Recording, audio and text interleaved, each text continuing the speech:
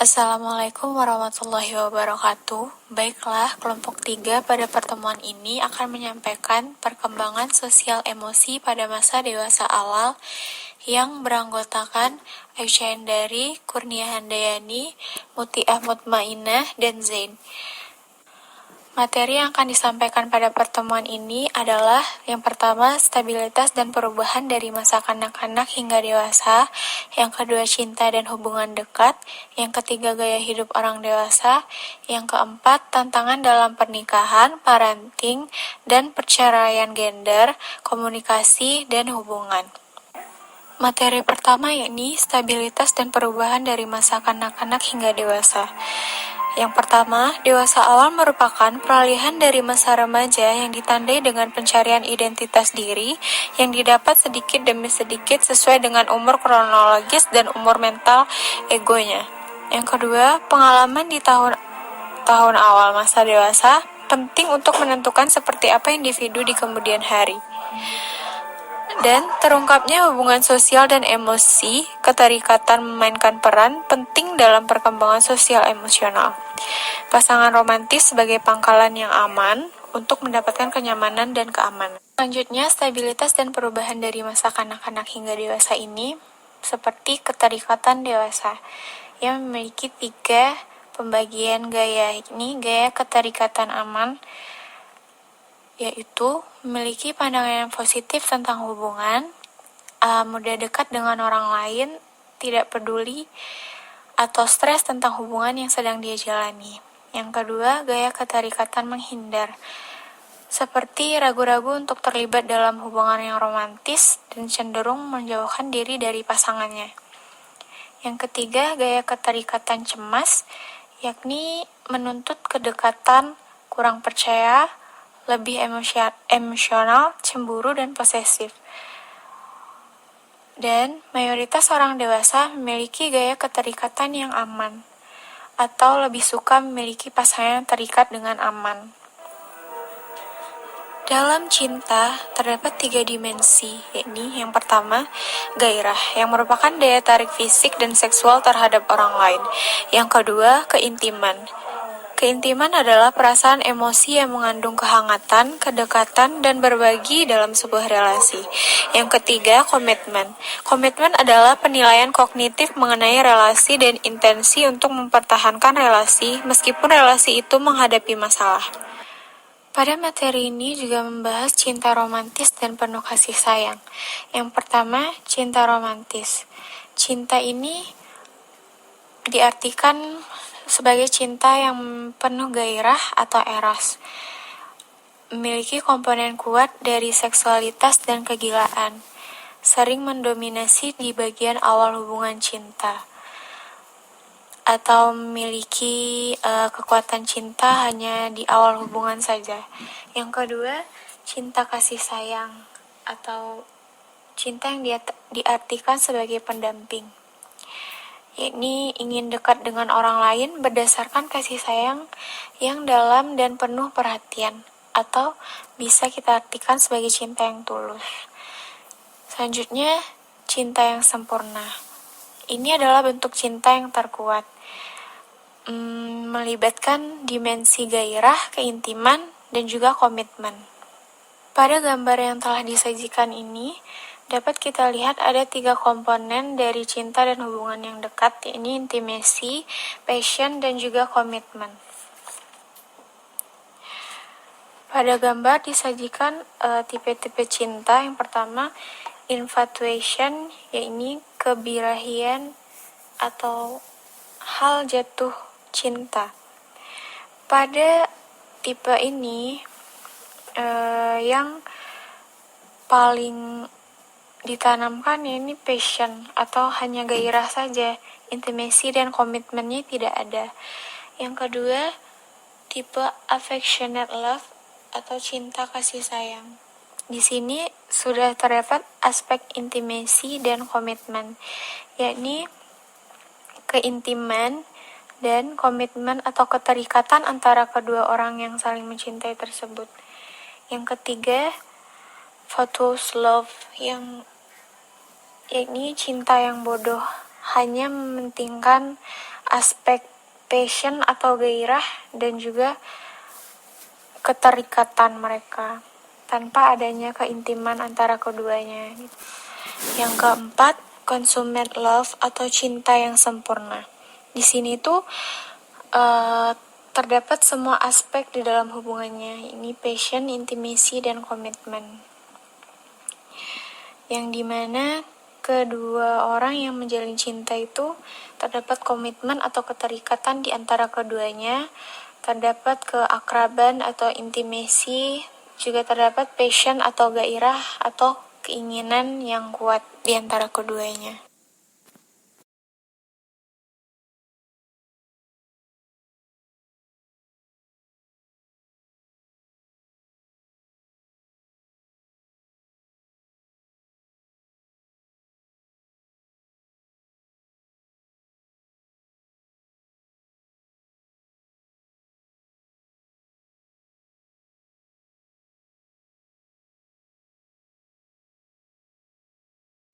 Baiklah, saya Mutia Mutmainah akan melanjutkan materi, yaitu tentang gaya hidup orang dewasa, yaitu pada masa dewasa lajang, di mana ada kecenderungan untuk menunda pernikahan dan juga tingginya angka perceraian. Masalah umumnya, membentuk hubungan intim dengan orang dewasa lainnya. Yang kedua, menghadapi rasa kesepian. Yang ketiga, pada dewasa lajang ini menemukan posisi yang sesuai dalam masyarakat berorientasi pada pernikahan. Keuntungan pada dewasa lajang ini adalah saatnya untuk membuat keputusan tentang jalur hidup seseorang. Kemudian, saatnya di mana ia mengembangkan sumber daya pribadi untuk memenuhi tujuan kebebasan dan membuat keputusan otonom. Yang ketiga, kejar jadwal dan juga minat sendiri. Dan yang keempat, peluang untuk menjelajahi tempat baru dan juga pengalaman baru, sehingga keuntungannya bisa dirasakan secara pribadi.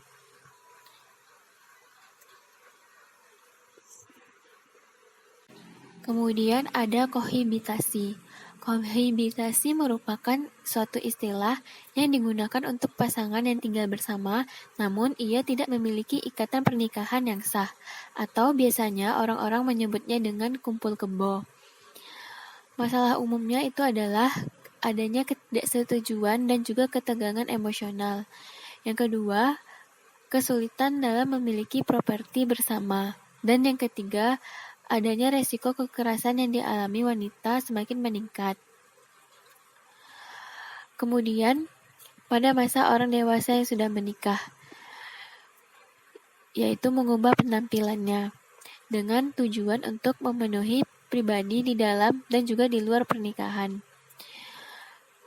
Dalam masa ini mengubah norma kesetaraan antara pria dan juga wanita. Dan pada masa ini harapan untuk menikah semakin tinggi. Tren pernikahan. Tren pernikahan lebih banyak pada zaman sekarang itu pasangan-pasangan pernikahan bertemu secara online, di mana lewat aplikasi atau aplikasi pencarian jodoh misalnya, seperti aplikasi Tantan atau yang lainnya. Pernikahan pada usia remaja lebih cenderung berakhir dengan perceraian rata-rata dengan usia pernikahan di atas 9 tahun. Kemudian adanya manfaat pernikahan yang baik. Manfaat pernikahan yang baik yaitu orang yang menikah akan bahagia hidupnya dan juga lebih lama, serta orang yang sudah menikah akan lebih sehat. Yang kedua, meningkatnya umur panjang pria lebih dari wanita, di mana pria akan lebih lama hidupnya dibanding wanita. Kemudian, merasa lebih sedikit stres fisik dan juga emosional. Yang keempat, yaitu adalah lebih sedikit penyakit fisik dan juga masalah psikologis.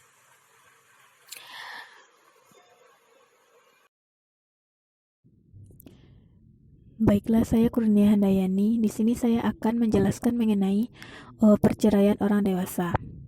Amerika Serikat merupakan salah satu yaitu angka perceraiannya yang tertinggi di dunia. Terlebih pada masa pandemi ini, banyak sekali pasangan yang hanya terjebak di dalam rumah saja. Berdasarkan hal itu, adanya perasaan keputusasaan, meningkatnya stres, dan pengangguran sehingga pasangan-pasangan tersebut tidak mampu untuk memperbaiki hubungan mereka.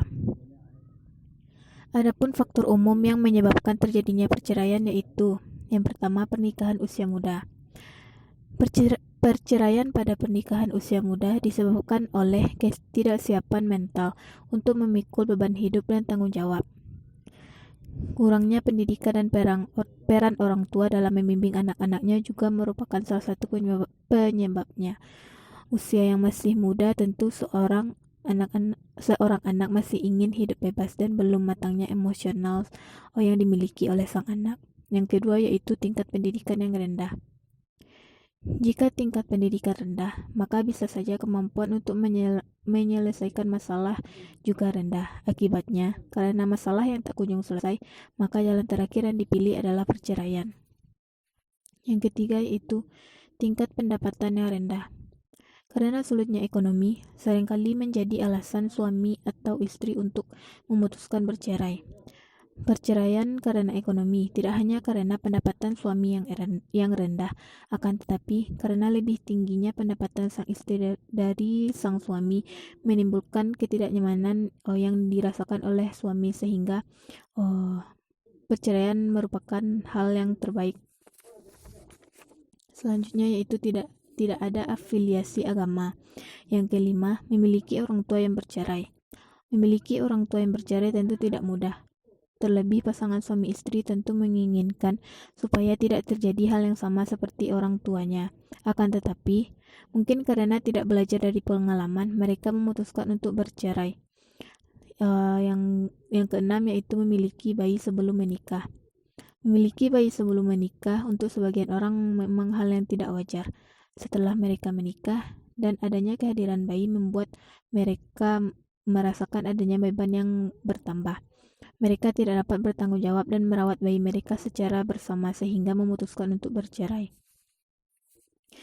Materi selanjutnya yaitu karakteristik pasangan yang mengarah pada perceraian. Yang pertama yaitu alkoholisme. Pasangan yang kecanduan alkohol membuat pasangan lainnya merasa tidak nyaman dengan hidup bersama dengan pasangan yang kecanduan alkohol tersebut, sehingga memutuskan untuk bercerai. Yang kedua yaitu masalah psikologis. Selanjutnya kekerasan dalam rumah tangga. KDRT membuat tidak adanya kenyamanan dan keharmonisan dalam rumah tangga. Mendapatkan kekerasan tidak akan membuat betah, sehingga perceraian merupakan hal yang terbaik. Selanjutnya yaitu perselingkuhan. Perselingkuhan membuat komunikasi menjadi tidak baik dan memicu pertengkaran. Bila tidak diselesaikan dengan baik, maka perceraian merupakan jalan yang dipilih oleh pasangan yang tidak mampu menyelesaikan masalah mereka. Selanjutnya itu pembagian pekerjaan rumah tangga yang tidak memadai. Selanjutnya,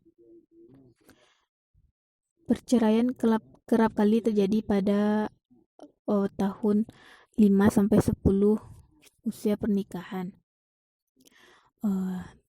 Dari gambar tersebut kita dapat melihat bahwa semakin tinggi usia pernikahan maka semakin menipis pula kemungkinan untuk bercerai. Materi selanjutnya yaitu orang dewasa menikah lagi. Kira-kira 50% orang menikah lagi dalam waktu 3 tahun setelah perceraian. Pria lebih cepat menikah lagi. Gaya hidup orang dewasa. Orang dewasa yang gay dan lesbian meningkatkan jumlah pernikahan sesama jenis yang diperbolehkan atau legal, sama dengan hubungan heteroseksual dalam percintaan, kegembiraan, kepuasan, dan konflik. Meningkatkan jumlah terbentuknya keluarga termasuk anak-anak. Mikrokonsepsian atau kesalahpahaman. Peranan maskulin atau feminim relatif tidak umum. 2.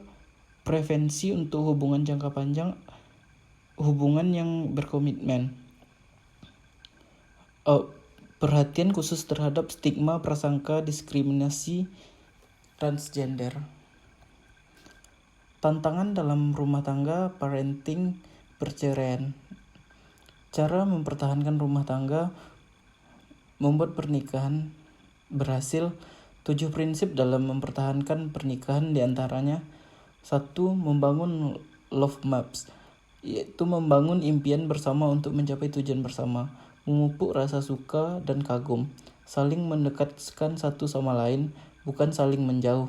Membiarkan prasangka ada influence atau mempengaruhi Anda.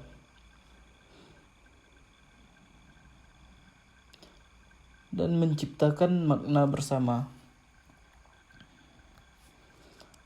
Tantangan dalam rumah tangga, parenting, dan perceraian. Menjadi orang tua, menggabungkan emosi dan ilusi romantis tentang memiliki anak. Menjadi orang tua membutuhkan keterampilan interpersonal, ketentuan emosional. Hanya sedikit pendidikan formal untuk melaksanakan tugas-tugas tersebut. Di usia dalam memiliki anak semakin meningkat. Di 2012 rata-rata wanita memiliki anak pertama di usia 26 tahun. Wanita di Amerika Serikat memiliki anak lebih sedikit. Tantangan dalam rumah tangga, parenting, dan perceraian. Keuntungan memiliki anak di usia muda dibutuhkan lebih banyak energi dan fisik. Lebih sedikit masalah medis mengenai kehamilan dan persalinan, kurangnya harapan yang dibangun untuk anak. Keuntungan memiliki anak di usia lebih matang, yaitu lebih banyaknya waktu untuk mempertimbangkan dan mencapai tujuan dalam hidup. Menjadi orang tua yang lebih dewasa dan kompeten dan lebih mapan dalam karir, sehingga lebih banyak dapat biaya untuk membesarkan anak. Tantangan dalam rumah tangga, parenting, dan perceraian. Strategi untuk seseorang yang mengalami perceraian memikirkan bahwa perceraian sebagai kesempatan untuk lebih mendewasakan diri sehingga dapat membangun hubungan